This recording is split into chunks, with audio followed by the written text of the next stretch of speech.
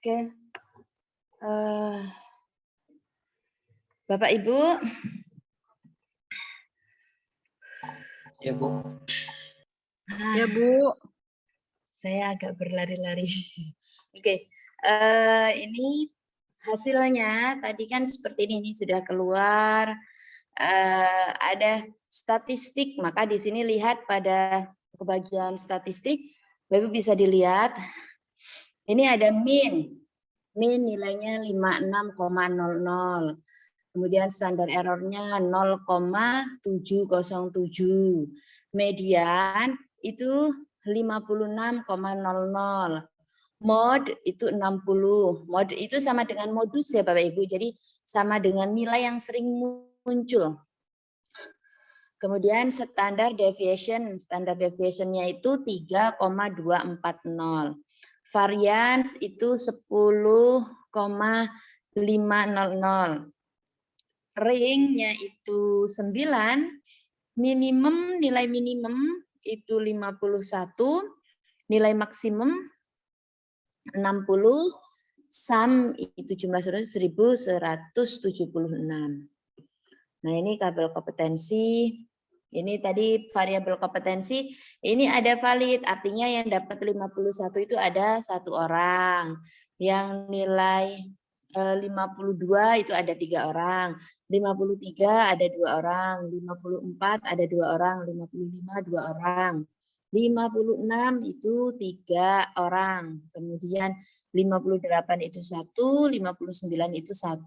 Nilai 60 itu ada 6 orang, maka 60 ini adalah nilai yang sering muncul. Kenapa? Karena dia banyak, paling banyak. Di antara yang lain dia dapatnya 6, yang lain 1, 2, 3 gitu. Jadi dia dapat 6 sehingga dia muncul di sini modnya atau nilai yang sering munculnya adalah 60. Nah, Bapak Ibu, dari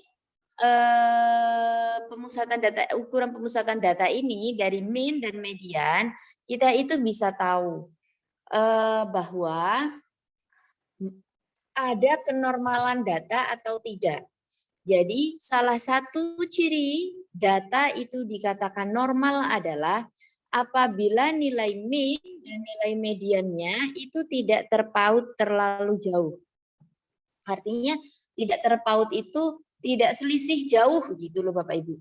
Nah ini kalau kebetulan yang kita praktekkan ini nilai min dan mediannya itu justru sama, tidak terpaut. Jadi ini juga menunjukkan bahwa data yang kita buatkan ini, data yang kita pakai ini adalah data yang berdistribusi normal. Biasanya salah satu syarat untuk penelitian asosiatif itu, kuantitatif asosiatif itu adalah datanya harus normal. Jadi salah satu syaratnya datanya harus normal, dan salah satu kita bisa melihat data itu normal atau tidak, kita bisa melalui melihat dari nilai min dan mediannya. Kemudian selain daripada melihat dari kedekatan nilai min dan median, kenormalan data itu bisa kita lihat dari kurva. Kalau kurva ini membentuk seperti lonceng atau menggunung seperti ini menunjukkan bahwa ini adalah data yang normal. Ada data yang tidak normal. Biasanya kalau data tidak normal itu dia landai, kemudian di sini belenduk sedikit gitu, atau menggunungnya hanya sedikit. Nah kalau yang buatnya ini seperti ini, dia tepat di tengah menggunung seperti ini, menunjukkan bahwa data ini adalah data yang normal. Begitu Bapak Ibu. Nah kemudian ini untuk melihat aspek kenormalan data. Aspek kenormalan data. Nah, kalau misalkan kita buat misalkan kita buat interpretasi Di penelitian seperti apa? Saya akan berikan contohnya. Nah, ini contoh. Ini kalau ini sudah saya ambil dari kinerja dosen. Data variabel kinerja. Oh, kalau begitu kita ganti dengan yang punya kita saja ya Bapak Ibu ya.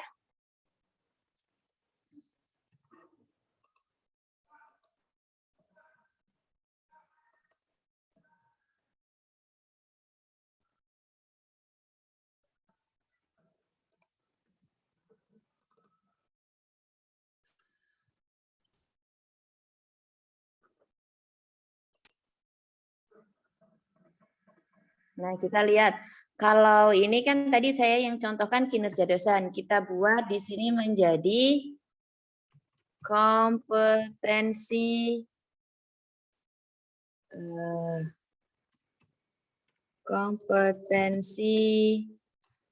guru. Dan diperoleh kuesioner wajib dijawab oleh guru. Ini guru. Kita ganti guru berjumlah misalkan tadi ada 20 butir. Skor kinerja ini diganti kompetensi dosen. Akan bervariasi. Nah, nilai minimumnya tadi punya kita berapa? Nilai minimum kita lihat di sini. Oh, ternyata nilai minimumnya adalah 51. Berarti masukkan di sini nilai minimumnya. Oh, karena ini 20 soal berarti nilai 20, kemudian 5 kali 20 di sini 100. Dari 20 soal ya Bapak Ibu. Nah, kemudian berdasarkan analisis data, ini data deskriptif, ini kita hapus saja. Jadi kita ambil tadi yang dari data kita, yang di sini. Jadi data ini bisa kita copy Bapak Ibu. Bapak Ibu sampai dia aktif seperti ini, kemudian kita klik copy. Nah, setelah kita copy, baru kita pastekan di sini. Tadi akan masuk ke sini. Jadi kita bisa mendeskripsikannya dari sini.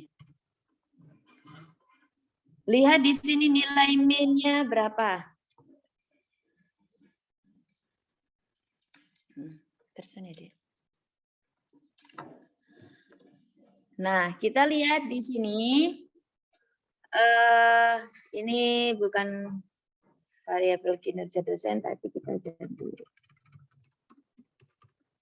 Kompetensi guru, skor terendahnya kita lihat di sini. Skor terendahnya adalah 51. Berarti di sini kita tulis ganti 51. Skor maksimal, berarti skor maksimumnya yang ini. Berapa skor maksimumnya? Oh, ternyata 60. Berarti di sini kita masukkan nilainya 60. Berdasarkan perhitungan statistik dasar, diperoleh angka sebagai berikut. Nilai nilai min-nya adalah 56,00. Masukkan di sini. Kemudian mediannya juga sama 56,00. Modusnya juga sama 60. Standar deviasinya di sini 3,240, maka tinggal kita ganti. Nah, perhitungan ini menunjukkan min dan median yang tidak jauh berbeda, Karena kalau ini kan tidak berbeda. Kalau ternyata ada selisih, nah Bapak Ibu bisa mengatakan tidak jauh berbeda, tetapi karena ini tidak berselisih, maka ini saya katakan tidak berbeda. Tetapi bisa saja dikatakan normal Bapak Ibu kalau selisihnya itu tidak jauh. Nanti saya akan berikan contoh seperti apa contoh data yang tidak normal tadi. Hal ini mengindikasikan bahwa skor variabel ini masih kinerja kata-katanya.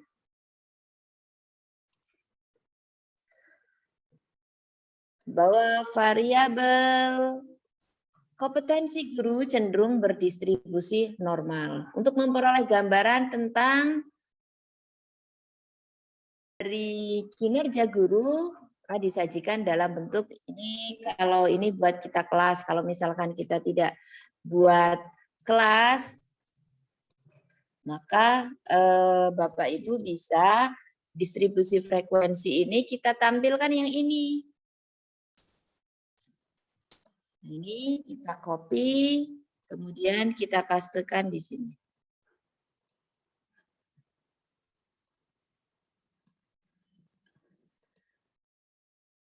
Nah, di sini. Berdasarkan frekuensi,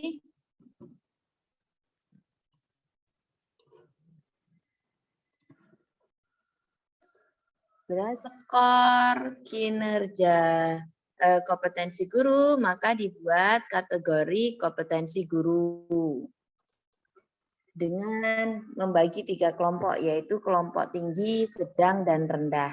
Jadi Bapak Ibu, ini rumus yang saya sajikan di sini, ini adalah rumus yang dikemukakan oleh Sutrisno Hadi. Jadi untuk mengkategorikan tingkatan dari masing-masing variabel itu bisa dibuat seperti ini. Jadi dikatakan variabel itu memiliki tingkat yang tinggi apabila nilai yang diperoleh itu adalah nilai min plus 1 SD ke atas. Tingkat sedang dari min dikurang 1 SD sampai min ditambah 1 SD. Tingkat rendah itu dari min dikurang 1 SD ke bawah. Nah,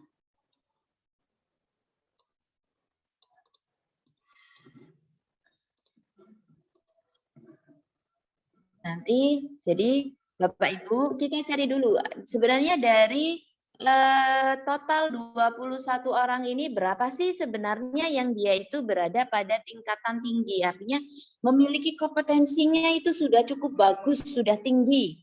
Kemudian yang sedang-sedang saja itu ada berapa orang, kemudian yang tingkat rendah itu ada berapa orang. Nah, ini kita lihat, jadi dikatakan dia itu tinggi kalau nilainya dari min ditambah 1 SD nilainya ke atas. Nah, itu disebut berkompetensi tinggi. Sekarang kita lihat, berapa sih nilai min kita? Oh, ternyata nilai min kita adalah 56,00. Nah, maka bisa kita pastikan nilai minnya adalah 56,00. Nah, ditambah dengan satu SD itu artinya 1 dikali SD itu adalah singkatan dari standar deviasi. Jadi kita lihat berapa nilai standar deviasi. Oh, nilai standar deviasinya ternyata adalah 3,2240.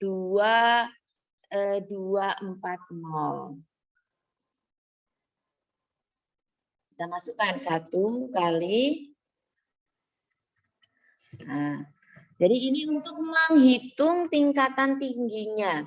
Jadi 3,240 dikali 1 tentu hasilnya adalah 3,240. Ditambah dengan 56,00. Kita hitung berapa.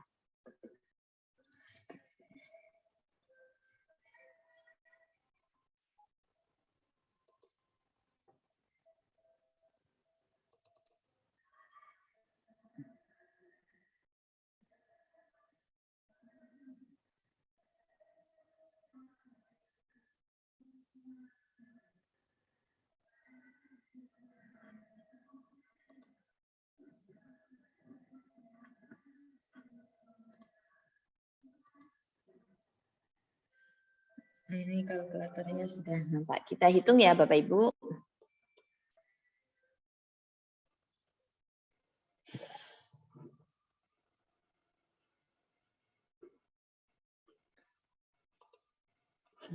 Agak relet ini.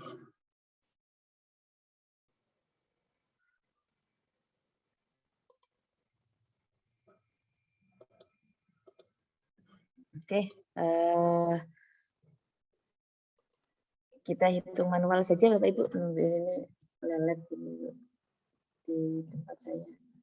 Oke, 56 ditambah dengan 3, maka hasilnya adalah 59,240. Jadi ini ditambahkan saja. Kan 3,240 ditambah dengan 56. Maka hasilnya adalah 59,240. Artinya setiap dosen yang memperoleh nilai di atas 59 ke atas, dia berada pada tingkatan yang tinggi. Maka kita lihat ada berapa orang yang ternyata nilainya berada di atas 59.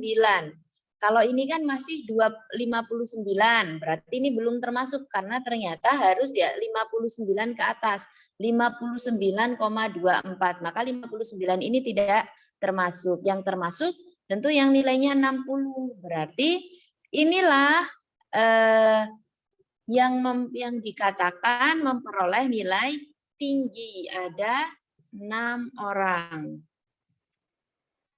Ada 6 orang guru. Nah, sekarang kalau yang misalkan ada di yang tingkatnya rendah. Yang tingkatnya rendah itu kan dari main dikurang 1 SD. Berarti sama. Dari ini kita ganti lambangnya nanti.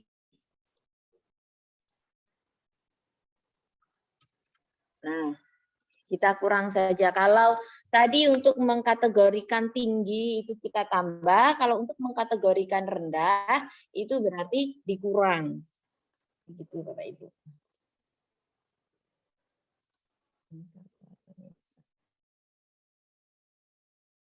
Nah, berapa? 56,00 dikurang dengan 3240 sama dengan hasilnya adalah 52,76. 52,76.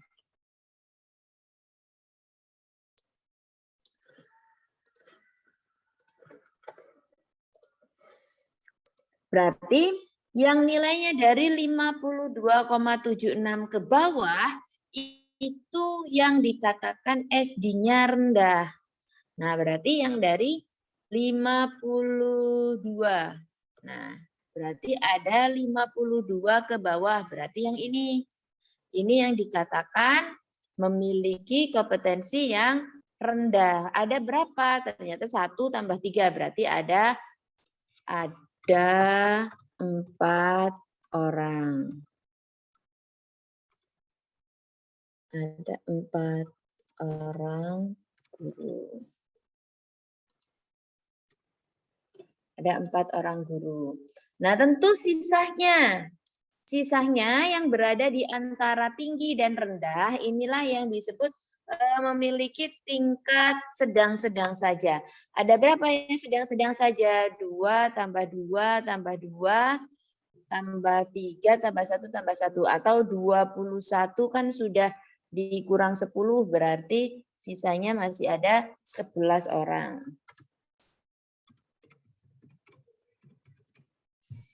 Nah, jadi begini Bapak Ibu. Kemudian setelah itu baru kita berdasarkan hasil perhitungan, maka pengelompokan skor kompetensi guru diperoleh. Ini bukan 20 orang lagi yang kelompoknya tinggi. Yang kelompoknya tinggi, kita lihat ada berapa orang. Yang kelompok tinggi ternyata ada 6 orang. Berarti 6 orang. 6 orang, atau kalau misalkan kita persentase, 6 dibagi 21. 21 ini kan jumlah seluruh responden kita. 28%. Berarti ini diperoleh 28% atau dalam kurung ada 6 orang.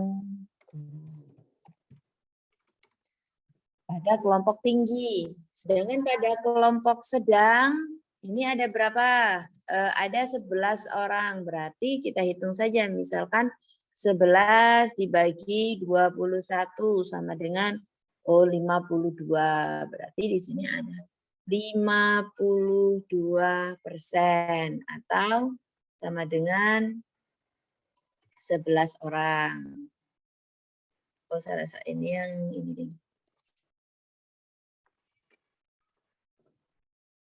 Ini yang kelompok sedang. Nah,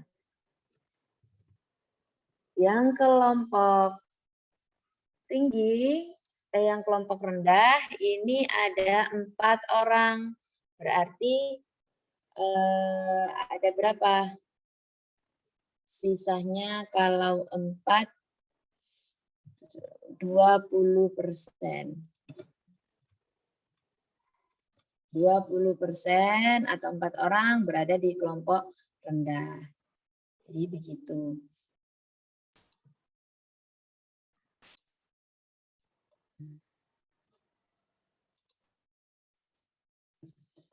Nah, jadi begini Bapak Ibu cara untuk menginterpretasikan datanya. Apakah selalu bentuknya seperti ini, Bu? Tidak, terserah Bapak Ibu, boleh misalkan Bapak Ibu mau dirubah kata-katanya dalam bentuk kata-kata yang lain juga boleh. Nah, tapi ini sebagai gambaran supaya Bapak Ibu tidak bingung bagaimana cara menginterpretasikannya dengan kata-kata dalam penelitian. Nah, ini jadi seperti itu. Ini untuk mendeskripsikan masing-masing variabel. Berarti kalau misalkan Ibu Mi ini baru pada variabel kompetensi guru. Karena kita tadi ada yang ada variabel berikutnya, ada variabel Y-nya. Ini yang kita cari baru variabel X-nya saja, baru kompetensi. Kita belum ke yang Y. Coba kalau misalkan yang Y. Y kita masukkan. Kita analyze, kemudian deskriptif statistik, kita masuk ke frekuensi. Tadinya yang kompetensi yang di sebelah kanan, kompetensi kita kembalikan ke kiri, kemudian kinerja gantian kita masukkan ke kanan. Nah, baru setelah itu kita masukkan cek statistiknya sudah oke, kemudian chart sudah histogram, so. Nah, maka berikutnya langsung kita oke, maka akan keluar hasilnya untuk ini untuk yang kinerja. Nah, bentuknya seperti ini. Bapak Ibu bisa dilihat di sini. Ini nilai min-nya 56,52. Sedangkan nilai median itu 57,00. Kan ini antara nilai median dan min dan mediannya ini tidak terpaut terlalu jauh. Mereka hanya selisih 0,5 saja. Nah, ini juga karena ini selisihnya masih seperti ini masih terlihat masih dikatakan sebagai data yang normal. Kemudian kita lihat coba ke histogramnya. Histogramnya juga menggunung dengan bagus. Menggunung dengan bagus. Nah, ini juga maka data untuk kinerja Y kita ini juga disebut data yang masih normal. Karena pertama kita lihat dari nilai min dan mediannya ini sudah tidak terpaut terlalu jauh. Kemudian kalau kita lihat dari gambar histogram juga bagus sekali. Nah, jadi ini juga Y juga sama. Nah, nanti tinggal Bapak Ibu masukkan. Y juga masing-masing variabel itu harus dibuat seperti ini. Nah, harus dideskripsikan seperti ini. Ini masing-masing. Nah, inilah kalau dalam kuantitatif, penelitian kuantitatif, ini masuk dalam hasil temuan yang khusus. Jadi begitu Bapak Ibu.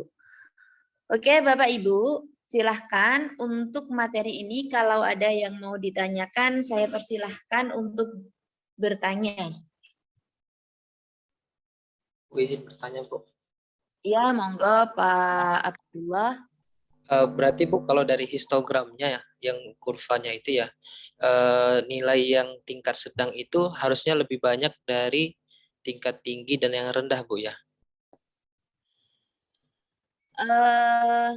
Iya, biasanya bisa jadi terjadi seperti ini, Pak.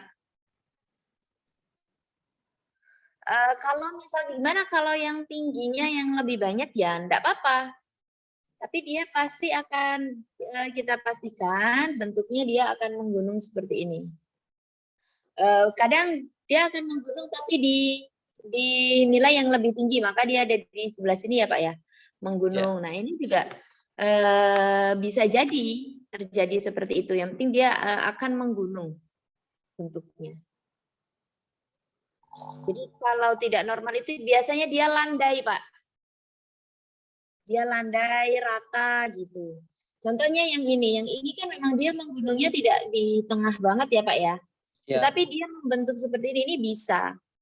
Dan ini boleh. Yang kadang itu terjadi dia landai saja gitu. Nah, itu biasanya itu mengindikasikan bahwa ada terjadi ketidaknormalan data distribusinya. Nah, ini kebetulan ininya di tengah semua. Kalau untuk median dan minnya Bu, misalnya terpautnya terlalu jauh, berarti letak kesalahannya di mana Bu? Apakah di populasi atau bagaimana, atau di apa namanya, di datanya atau gimana Bu? Bisa jadi dari perolehan skornya, Pak. Oh, Di perolehan skor. Jadi untuk menunjukkan kenormalan data itu kan ada beberapa cara. Nah, salah satunya itu adalah melalui pemusatan data ini tadi. Tetapi ada cara lain juga untuk menentukan kenormalan data itu. Misalkan kita hitung nilai T-nya. Nah, begitu itu juga bisa untuk menguji kenormalan data. Tetapi karena kita sekarang masih mempelajari pada tahap ukuran pemusatan data, jadi saya hanya membahas kenormalan data dengan ukuran pemusatan data. Tapi nanti untuk uji normalitas itu ada ujinya juga gitu, Pak. Jadi misalkan kita, Bu, kalau misalkan kenormalan itu tidak perlu melakukan uji normalitas, tetapi kita cukup menggunakan mean, median, dan kurva, ya itu juga sudah boleh gitu. Nah, tapi misalkan Bapak ragu-ragu nih pakai hitungan mean, median. Nah, Bapak coba kalau saya hitung nilai T-nya ada berapa. Nah, itu juga boleh. Itu nanti masuk pada uji normalitas data.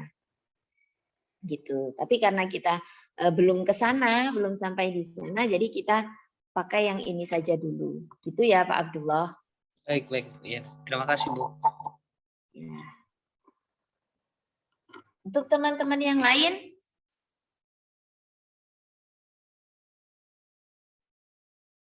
ada yang mau ditanyakan?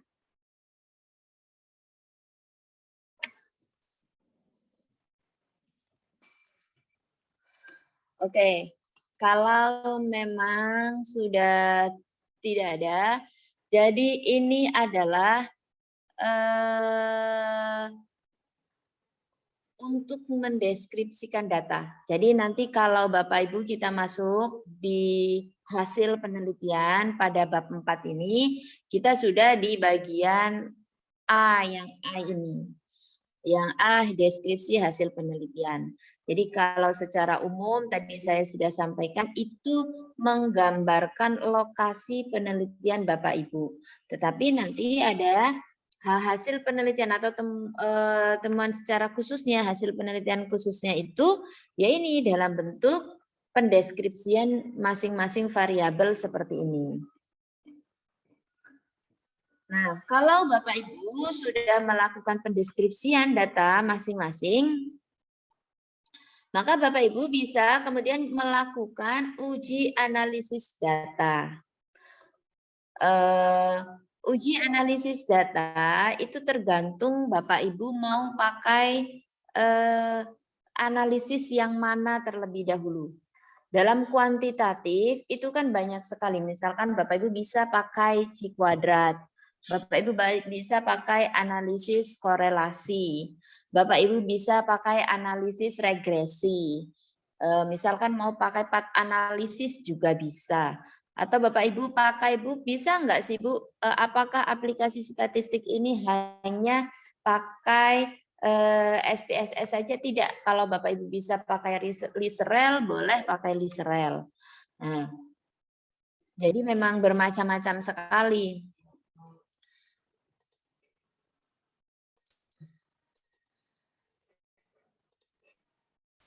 Nah, pada kesempatan bab berikutnya, pembahasan berikutnya, kita akan melakukan analisis data dengan menggunakan bagaimana korelasi dengan menggunakan korelasi atau menghitung berapa pengaruh antar variabel. Misalkan berapa sih X itu mempengaruhi Y. Nah, itu nanti kita akan membahasnya melalui korelasi.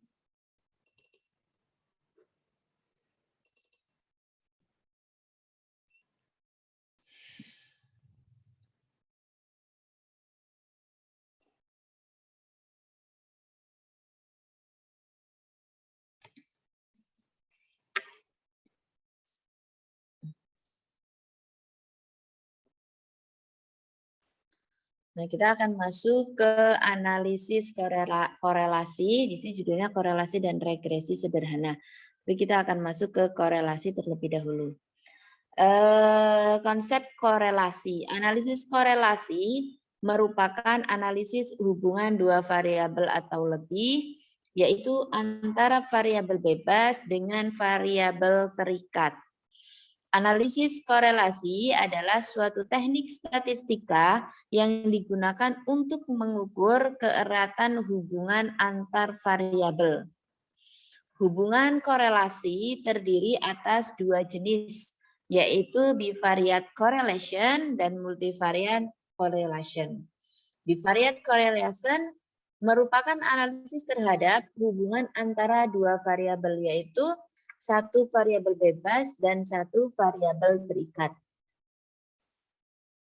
Multivariate correlation, hubungan antara dua variabel bebas atau lebih dengan satu variabel terikat. Variabel bebas atau yang mempengaruhi disebut juga dengan variabel independen, sedangkan variabel terikat yang dipengaruhi disebut juga dengan variabel dependen.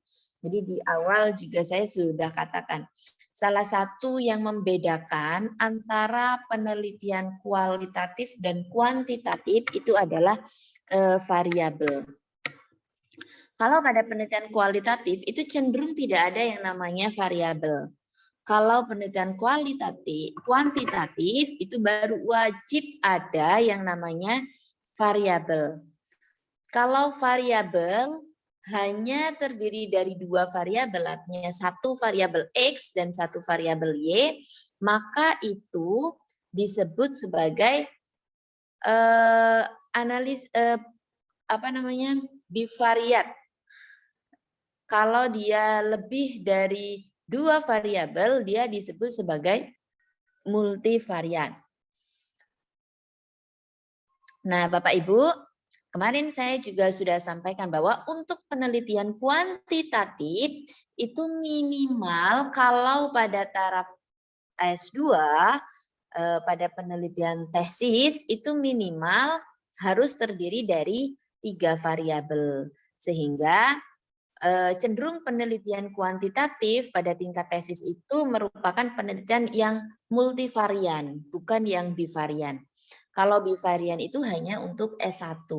Dan S1 saja mereka sudah 3-4 variabel, maka kalau S2 masih juga pakai 2 variabel, itu terlalu sederhana. Maka kalau S2 itu minimal harus 3 variabel. Artinya penelitian pada taraf tesis itu harus merupakan penelitian yang sifatnya multivarian.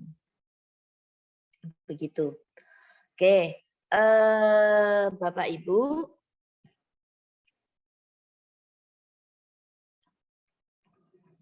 lanjutkan pada slide berikutnya. Hubungan korelasi nilainya bisa positif atau negatif. Ini gambar. Gambar yang saya sajikan berikut ini adalah gambaran korelasi, tingkatan korelasi yang paling